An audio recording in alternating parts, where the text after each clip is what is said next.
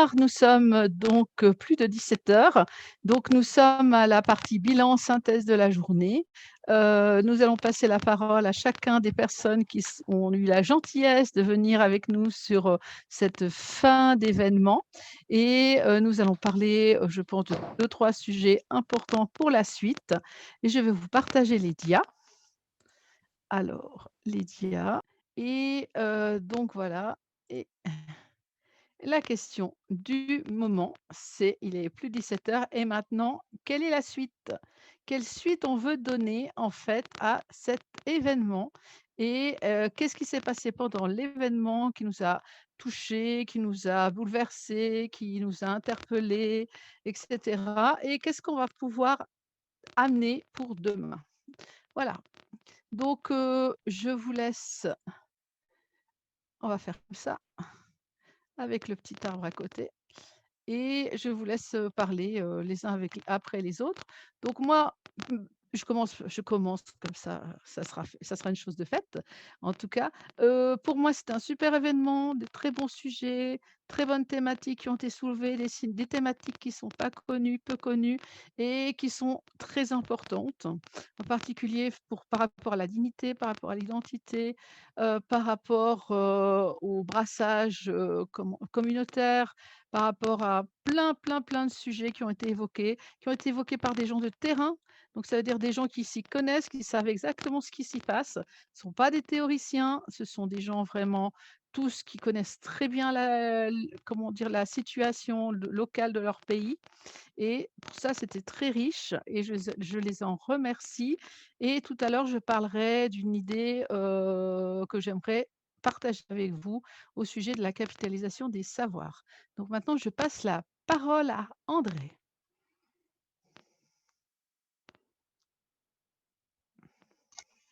Merci beaucoup. Je profite de cette occasion pour remercier toutes les invités, toutes les personnes qui ont participé à cette journée, à cet événement très important de la journée mondiale des réfugiés. C'était un grand plaisir d'être avec vous. Je pense que même dans les jours à venir, si vous aurez besoin de moi sur quelques questions qui ont un rapport avec des réfugiés, même des autres questions en rapport avec le Burundi, je serai toujours présent. Merci beaucoup. Est-ce on passe la parole à Monsieur Je ne sais pas Ninganza? si c'est ça, c'est mieux. C'est à vous, Monsieur Ninganza. Merci encore une fois de m'accorder la parole. Au cours de cette journée, j'ai constaté qu'il y a beaucoup d'idées qui sont nouvelles. J'ai constaté aussi qu'il y a beaucoup des idées innovantes et je vous remercie de m'avoir invité. Je travaille actuellement dans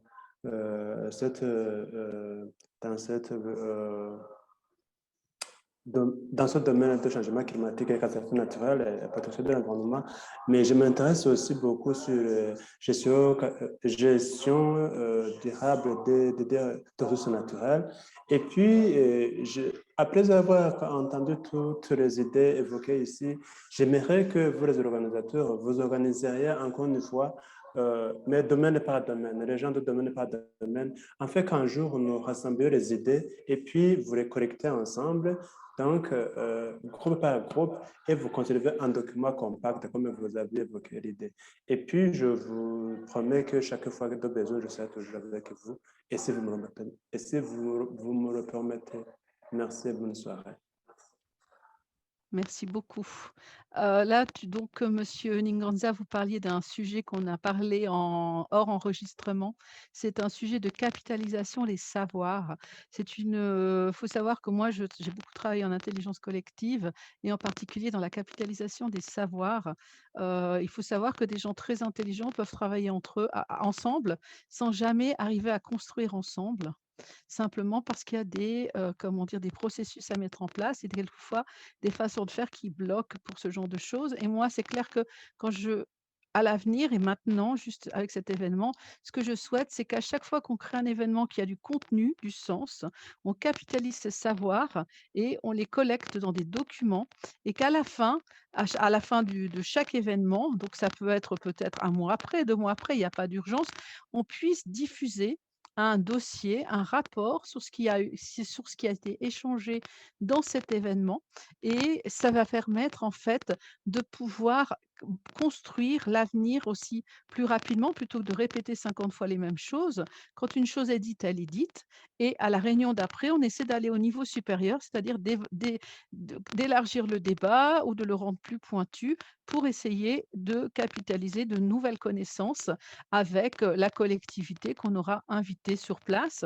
C'est bien volontiers qu'on vous réinvite, monsieur Ninganza, pas de souci. Je trouve que vos contributions étaient tout à fait, intéressantes et relevantes et donc je pense que, ça c'est un ce sont des c'est un nouveau processus que j'aimerais mettre en place et qui me semble vraiment important, surtout qu'on est dans des situations d'urgence où il faut trouver des solutions de façon, efficace et pour se trouver des solutions efficaces, il faut soi-même être efficace et quand on crée des nouvelles pistes de réflexion et ben, il faut les enregistrer quelque part et en laisser une trace écrite et qu'à partir de cette trace écrite, si nous-mêmes, nous n'avons pas le temps, à partir de 2 lignes, de 5 pages, de 10 pages, d'aller plus de l'avant, qu'au moins quelqu'un d'autre puisse reprendre le sujet et aller plus loin avec le sujet. Voilà, parce qu'on est vraiment aujourd'hui dans une époque de l'urgence où on est face à des challenges sanitaires, climatiques, économiques qui ne sont pas des petits challenges et si on peut, je dirais, créer nous-mêmes des bases de données par rapport aux sujets qui nous importent et aux sujets qui sont importants à développer pour le futur, même si nous n'avons pas de solution, peut-être d'autres auront des solutions et peut-être qu'ils auront des solutions plus efficaces et plus pertinentes si ils ont, nos pistes de réflexion. Comme je le disais, en fait, tous les intervenants qui étaient là dans la journée sont des gens de terrain. Donc ce sont des gens vraiment qui connaissent les choses, qui connaissent leur territoire, qui connaissent, leur, population, et ou leurs bénéficiaires et c'est très important, tout en sachant qu'il y a des différences, c'est clair, hein, il y a des différences entre le Rwanda, la RDC, le Burundi, mais il y a aussi énormément de choses communes. Et tel qu'on en avait légèrement parlé en off, on pourrait aussi imaginer créer une zone commune entre ces 3 territoires, en particulier au niveau des problèmes climatiques parce qu'ils sont les mêmes en fait. Mais c'est pas que les problèmes climatiques, c'est aussi des problèmes politiques, c'est aussi des problèmes, de sécurité qui sont les mêmes. De la même façon on fait des parcs transfrontaliers au niveau de la préservation de la nature, on pourrait aussi faire des parcs transfrontaliers qui vont au-delà, c'est-à-dire, en qui parle aussi, je dirais, de bien-être, sanitaire pour les gens, de bien-être économique, de bien et aussi de gestion pérenne de la nature, et c'est des territoires qui peuvent avoir des lois plus dures que les lois gouvernementales pour permettre que justement il n'y ait pas de dégradation des terres, qu'il n'y ait pas d'un seul coup, de mauvais comportements envers les populations et cetera. Parce que finalement, quand une zone est en souffrance, si on la laisse en souffrance sans intervenir d'une quelconque façon, mais sur l'ensemble du territoire et ben, quand on répare quelque chose d'un côté, ben, de l'autre côté, ça va repartir dans l'autre sens. C'est une balance. Tandis que si on travaille sur l'écosystème à 360°, là, on a une chance de pouvoir arriver à des choses efficaces. Voilà, donc ça, c'est, comment dire? Quelque chose qui, je pense, pourrait être envisagé. C'est clair que ce sont des décisions qui nous échappent un peu parce on est quand même plus au niveau terrain que gouvernemental. Monsieur Ninganza, vous êtes un petit peu entre les 2, je dirais quelque part, mais nous, en général, la plupart des autres intervenants, on est plutôt des gens d'action, de terrain. Donc en fait, on a besoin aussi de gens comme vous, de gens qui sont proches des gouvernements pour essayer de faire passer nos messages en disant: «Nous, on pense que ce qui serait bien pour nos bénéficiaires, c'est de pouvoir leur donner une législation spécifique sur un territoire précis. En particulier, j'en ai parlé déjà sur, un autre live, en f au sujet de la gestion, je dirais des implantations, des habitations, tout simplement. Parce que là, aujourd'hui, on a beaucoup de catastrophes climatiques, qui sont, comment dire? Qui sont amplifiées par le fait que les gens vont reconstruire, ben, à Goma sur la lave qui n'est pas encore, refroidie et à Uvira directement sur les terrains inondables et ça, tout simplement, cette partie-là, il faudrait la construire et si c'est pas possible à l'échelle d'un pays, parce que, par exemple, la RDC est un pays gigantesque, hein, 86 millions de personnes, la superficie, je la connais pas exactement, mais c'est énorme. C'est clair que c'est des chantiers gigantesques, mais si sur des zones vraiment extrêmement sensibles comme Uvira ou Goma, on pouvait faire des zones, je dirais, un petit peu plus protégées, un petit peu plus contrôlées, ça ferait du bien à la population et ça permettrait d'éviter des morts et en particulier pour les catastrophes climatiques, des morts, des pertes de biens, et devoir reconstruire sa vie à zéro avec rien autour et aucune aide. Parce que c'est le cas qui se passe principalement à Goma et Uvira, l'aide est relative. L'aide, en tout cas, elle vient de la population. On l'a vu dans les conférences précédentes. La population qui, quelquefois, une famille accueille 5 familles. Imaginez, une famille qui nourrit 5 autres familles. Donc, c'est quand même pas rien. Mais c'est compliqué, c'est difficile. Voilà. Et on ne le souhaite à personne. C'est de la solidarité. Il y a de la solidarité sur ces zones, il y a de la méfiance sur ces zones et il y a aussi beaucoup de reconstruction sociale à retravailler, pour retrouver la confiance des uns avec les autres. Voilà. Donc ça, j'ai beaucoup parlé là. Donc je pense qu'on va passer la parole à Niambélé, puis ou alors à Claude François, tiens. Claude François, parce que c'est notre invité, puis on finira avec Niambélé, qui fait partie, de l'équipe technique et qui est, comment dire? Qui est chef de projet en fait, qui est chef de projet de l'événement. Voilà. Ok, merci beaucoup, Virginie. C'est un réel plaisir pour moi, comme je le dis, de participer vraiment à cette rencontre d'aujourd'hui en ligne. Et nous avons constaté que tous les pays sont vraiment vulnérables, que le nombre de réfugiés augmente de jour en jour, qu'il y a besoin pressant de nous organiser et de poursuivre les échanges entre nous pour en tout cas permettre que, à travers vraiment nos différentes expériences, nos différentes vécus, de pouvoir en tout cas poursuivre pour apporter notre soutien quotidien aux personnes déplacées ou aux personnes réfugiées. Il faut dire que suite à ces échanges, je souhaite vraiment que nous restions en contact, qu'on organise peut-être des rencontres régulières de façon trimestrielle ou semestrielle pour pouvoir échanger entre nous, pour chercher vraiment à construire une force de proposition, d'action, pour qu'ensemble, tout simplement, on soigne, pour apprendre et que tout rayonne selon notre souhait pour ce monde. Merci beaucoup pour avoir vraiment organisé voilà, ces échanges. Merci beaucoup d'avoir été présent, Claude François.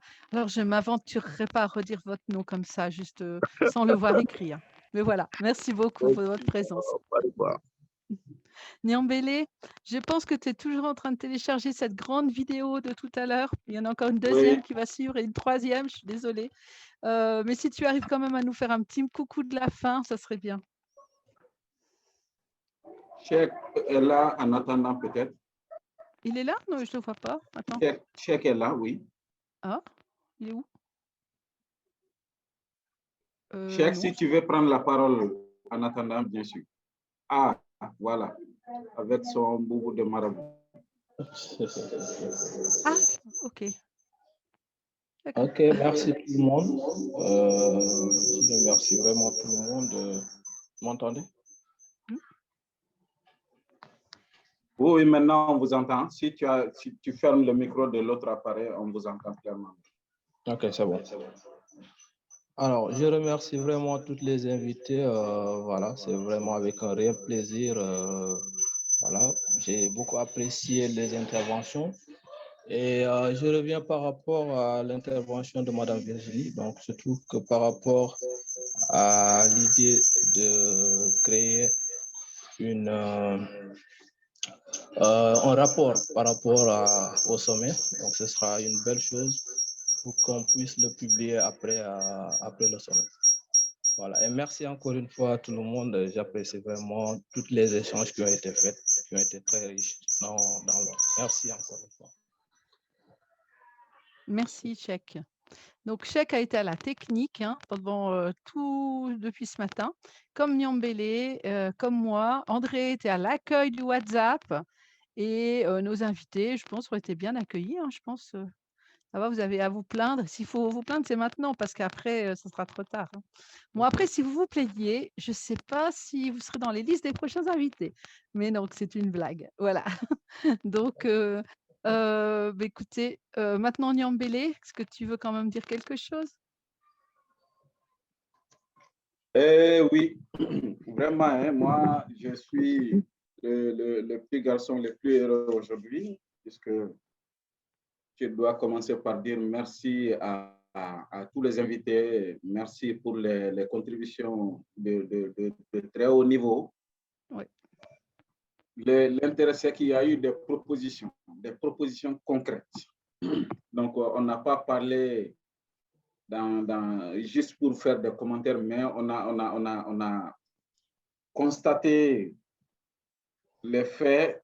Donc, les personnes qui ont la main dans la pâte, c'est-à-dire qui travaillent directement avec les réfugiés qui sont sur le terrain et qui partagent leur quotidien, ont rendu des témoignages. Donc, c'est quelque chose vraiment de très important à souligner, donc, et à remercier. Je remercie vraiment les collègues, les techniciens pour l'effort depuis tôt le matin. Ce n'était pas évident au départ, c'était un projet, c'était un rêve. On était en train de mijoter, on a avancé petit à petit jusqu'à arriver aujourd'hui. Heureusement que avec le courage, on est parvenu à réaliser un travail très remarquable, donc qui va apporter aussi les résultats escomptés. Voilà, les idées sont là, les propositions sont là, la perspective est toute tracée déjà. Il y a un produit qui est en vue, c'est-à-dire arriver à produire ce document qui peut être un document soit pédagogique, scientifique et en même temps informatique. Donc, au moins qu'on laisse une trace. C'est ça le plus important. En tout cas, je vais pas être beaucoup plus long que ça, puisque tout a été dit dans les détails. Nous devrions, moi et Virginie, on devrait parler de la situation institutionnelle et même interne des réfugiés, des relations avec les États, etc. On devait aborder un certain nombre de choses liées toujours aux réfugiés, mais bon, et compte tenu du temps, on n'a pas pu aller en profondeur, sinon on n'a pas pu aborder certains détails. Ça, ce n'est que, comme on l'a dit, partie remise, puisque aujourd'hui, c'est une journée. Donc, ça ne finit pas aujourd'hui. Et les réfugiés sont là, ils sont là 365 sur 365 de l'année. Donc, ça veut dire que leur cas nous importe tous les jours et on va y revenir aux besoins. Mais je ne peux conclure sans vraiment vous dire vraiment un merci spécial, Madame Virginie, pour avoir initié. Vous êtes l'initiatrice de l'activité. Vous êtes fondatrice de Summit et Régénération Matrix. Et moi, je ne suis qu'un simple employé à qui vous avez fait confiance de diriger un peu les projets, les démarches jusqu'à ce qu'on arrive à aujourd'hui. Tout n'a pas été parfaitement au point selon ce qu'on avait planifié et prévu. Il y a eu beaucoup de séances de préparation, mais c'était une première. Et il fallait réaliser pour se rendre compte de jusqu'à combien on pouvait progresser, jusqu'à combien on n'avait pas pris certains détails en compte. Donc, il fallait le faire pour s'en rendre compte et on a osé, c'est ça l'essentiel.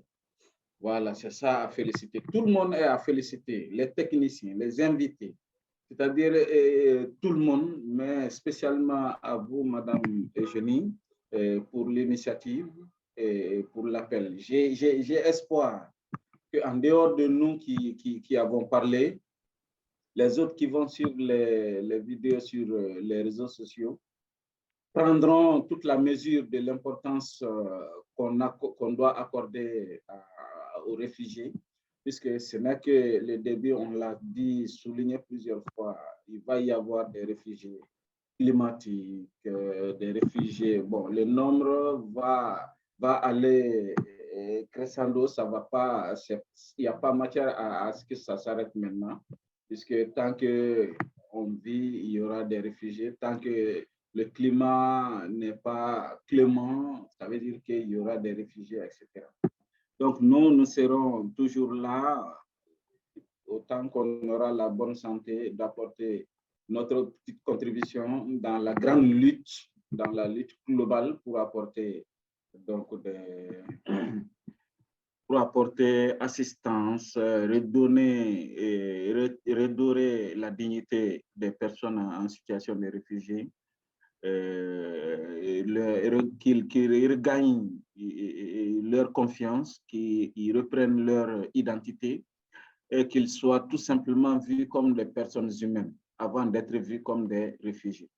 Voilà, c'était Madame Virginie, c'était les dernières choses. En tout cas, moi, je suis sous l'émotion puisque les contributions étaient de très grande qualité et que le fait qu'on puisse arriver à ce stade, vraiment, c'est quelque chose de formidable et que ça ne va pas s'arrêter là. Les gens ont fait des propositions, peut-être qu'on va voir dans quelle mesure on peut aller sur périodiquement comment on peut poursuivre jusqu'à aboutir à quelque chose de vraiment, vraiment palpable qui peut être voilà, quelque chose, une force de proposition dans la gestion des réfugiés, surtout sous son aspect communautaire.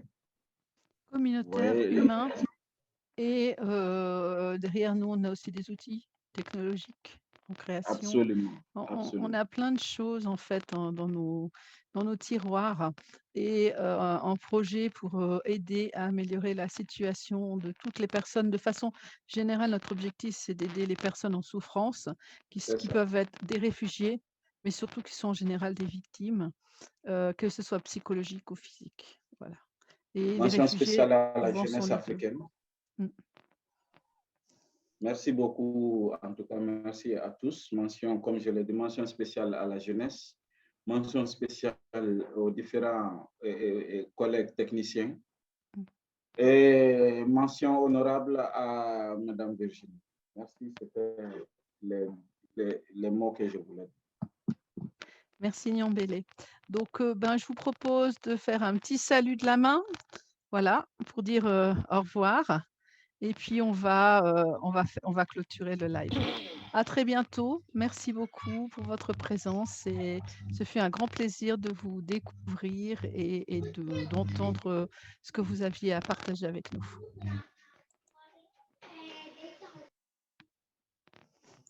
Bye bye. Ciao, ciao. Ciao, ciao. À bientôt. À bientôt. Voilà. Je suis heureuse aujourd'hui en hommage à la couleur des réfugiés. À qui? La couleur orange, hommage à la couleur des réfugiés. À la couleur blanche également. Tout à fait, tout à fait. Tout à fait. Merci à tout le monde. À très bientôt. Au revoir.